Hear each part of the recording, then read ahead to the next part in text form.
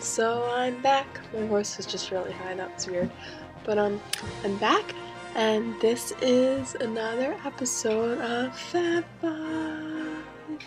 So this week I'm gonna talk about one of my favorite parks in Walt Disney World, and that is Magic Kingdom. It's always been my favorite because it seems very original, and it's like first one, and I just like it a lot. So I'm gonna talk about 5 must-dos in Magic Kingdom, and this is my own personal opinion. It's my favorite stuff there, so that's it. Alright, so number 1. The first thing I do when I go to Magic Kingdom is I go on, I walk into the park, and then I go right to Tomorrowland to go on Space Mountain, because that's one of my favorite roller coasters ever. One time me and my friend went on it like 7 times in a row because it was really rainy and a lot of people weren't there, so we just kept getting off and going back on, and so that's one of my favorites. And then after, I usually go on Splash Mountain or go and get a fast pass for Splash Mountain, and that's one of my favorites too. So I like to do all 3 mountains, which is Space Mountain, Splash Mountain, and then Big Thunder Railroad Mountain, and I just like to do them all. So I usually do Space Mountain first, and then Splash Mountain, and then Big Thunder. Space Mountain is just like really fast and dark and fun. Splash Mountain has a really, really cute story, and I like better than the like actual splash at the end. I just like riding through on the log and seeing all the story of Brer Rabbit and Brer Fox and Brer Bear. But so I like that. And Big Thunder, like, it's really fast paced and stuff, but like, I don't know, it just is really relaxing to me. Maybe that's weird, but that's how I felt when I went on it. I just was like really relaxed, and it was a nice way to like calm down. But so that's number 1. Number 2 is the Walt Disney Carousel of Progress. I wouldn't go on it if I had like really, really little kids because they might get bored, but anyone over the age of 7 I think would love it. It shows like what we thought the progress would be like in from like, I don't know what time it starts, but then it goes all the way into the future. And I also one time went on that twice in a row just because I like love the music in it, and it's just really neat. Plus it was at the World's Fair, so it's one of the very originals, and that is just really cool to me. And because Walt like really, that's his ride, he made it, I just think that's really cool, and it makes it one of the must-dos for me every time I go. That's also in Tomorrowland. So then number 3 is Under the Sea Journey to the Little Mermaid. Now I'm a bit biased because Ariel's my favorite princess, but it's just a really fun, cool ride. You ride in a seashell and you go through with the story.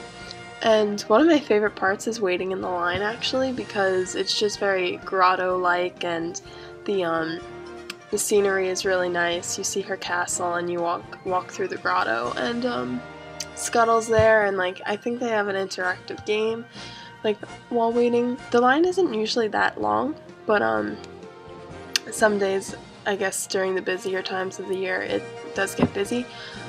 But that's definitely one of my favorites because you also like go under the sea and then come back out, and when you're going under, that's like one of my favorite parts because bubbles are everywhere, and I love to hear her sing. Oh, and I love her hair in it because like they really kind of made it flow.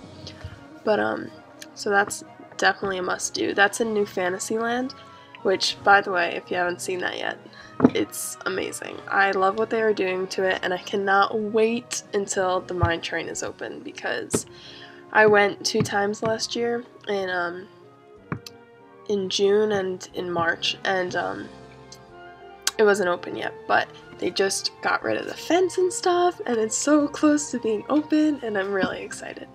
So number 4 is Mickey's PhilharMagic. That is a 3D show with they like the slogan for it is sight and I can't actually remember, I'm sorry, but it's like magic for your eyes and ears or something like that. And they it's kind of like Fantasia, but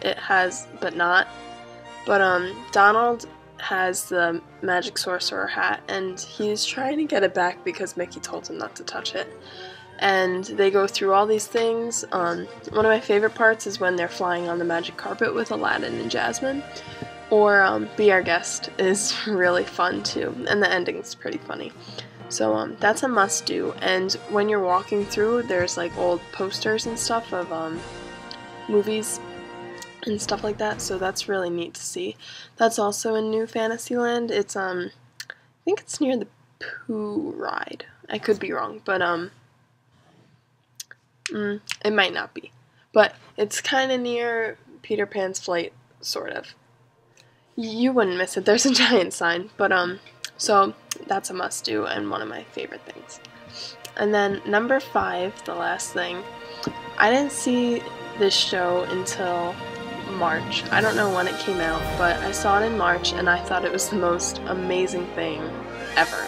Especially we were waiting to see the Electric Parade, and then all of a sudden there was a show at the castle, so we were like, oh, awesome.